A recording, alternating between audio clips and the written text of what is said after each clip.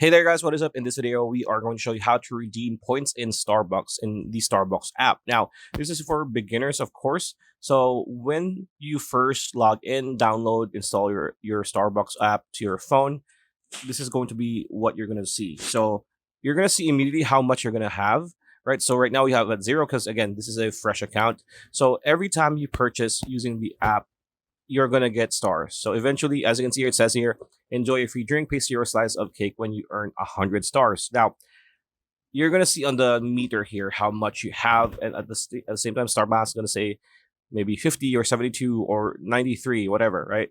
So if you want to know what type of rewards are available at the moment, right? You want to tap on this drop down icon.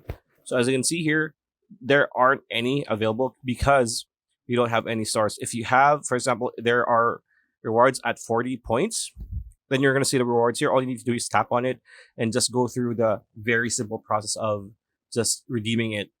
It's just a few taps, literally. So pretty much it. That's a video. Hope you liked it. Like, comment, share, subscribe, ring that bell icon. We'll see you on the next video.